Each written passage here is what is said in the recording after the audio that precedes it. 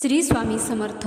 अक्कलकोट पासून 9 किलोमीटर अंतरावर नळदुर्ग गावात गोपाल आणि मारुती असे दोघे सख्खे भाऊ राहत होते। त्यांना एक सावत्र भाऊ होता।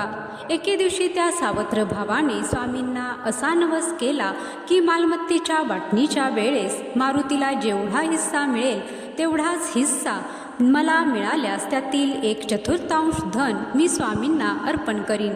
आणि पुढे त्याच्या मनाप्रमाणे घडले। पण आता बोलल्याप्रमाणे स्वामींना दिलेला शब्द पाळणे गरजेचे होते, परंतु त्याने हेतू परस्पर त्याकडे दुर्लक्ष केले।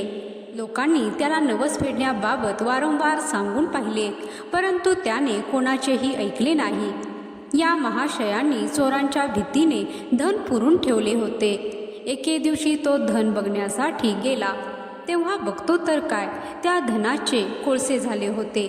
त्याला धक्काच बसला आणि रडत रडत तो अक्कलकोट येथे आला आणि स्वामींना सर्व प्रकार सांगू लागला। तेव्हा स्वामी पोट धरून हसायला लागले आणि बोलले, ज्यांनी तुला धन दिले होते त्यांनीच परत नेले।